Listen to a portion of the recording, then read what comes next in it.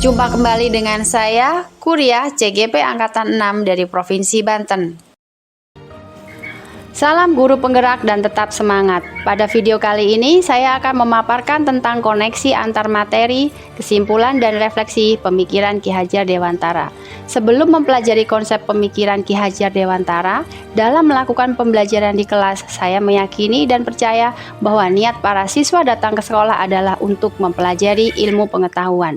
Sehingga dalam pembelajaran, saya memandang pentingnya transfer pengetahuan dari guru kepada siswa. Guru harus aktif mengajar dan siswa duduk di tempat duduknya masing-masing.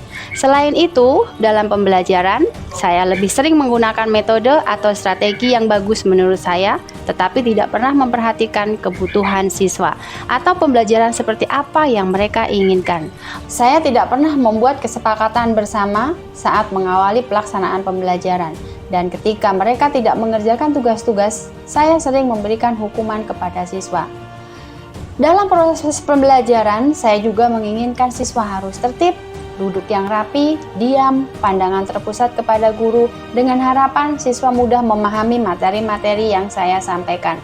Fokus saya dalam kegiatan pembelajaran adalah ketuntasan target kurikulum dalam satu semester, seperti yang tertuang dalam dokumen program tahunan, yaitu tercapainya standar angka-angka yang tinggi.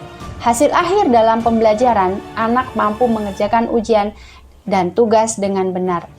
Setelah mengikuti pendidikan guru penggerak angkatan 6 ini, saya banyak belajar terutama tentang dasar-dasar pendidikan menurut pemikiran Ki Hajar Dewantara yang dapat saya jadikan acuan dalam mendidik murid-murid. Di antaranya adalah yang pertama, menuntun. Dalam menuntun, sebagai guru hanya dapat menuntun tumbuh atau hidupnya kekuatan kodrat yang ada pada anak-anak, agar dapat memperbaiki lakunya dan tumbuhnya kekuatan kodrat anak. Yang kedua, kodrat anak. Pendidikan harus mempertimbangkan kodrat alam dan kodrat zaman, karena kedua hal ini tidak dapat dipisahkan dalam diri anak. Seorang anak telah memiliki kodrat alam, potensi, bakat, dan kemampuan yang unik. Berbeda-beda satu sama yang lain, sehingga guru diharapkan mampu memfasilitasi agar tumbuh maksimal sesuai jenjang usia mereka. Pembelajaran akan menjadi menyenangkan jika dilakukan sesuai kodrat anak, yaitu bermain. Sementara kodrat zaman, sebagai seorang guru harus mampu membimbing anak agar siap hidup mandiri dalam zaman yang terus berubah. Yang ketiga, pendidikan yang berpihak pada anak. Ini berarti bahwa pendidikan mengutamakan anak, berpusat pada anak, dan memuliakan anak. Jadi tujuan utama pendidikan adalah membuat anak menjadi selamat dan bahagia. Yang keempat, bukan tabula rasa. Artinya adalah anak bukan kertas kosong yang bisa digambar sesuai keinginan orang dewasa. Anak lahir dengan kekuatan kodrat yang masih samar-samar. Tujuan pendidikan adalah menuntun, memfasilitasi, membantu anak untuk menebalkan garis samar-samar agar dapat menebalkan lakunya untuk menjadi manusia seutuhnya dengan kekuatan konteks diri anak. Mendorong siswa untuk meyakini dan percaya diri dengan bakat yang ada pada diri mereka.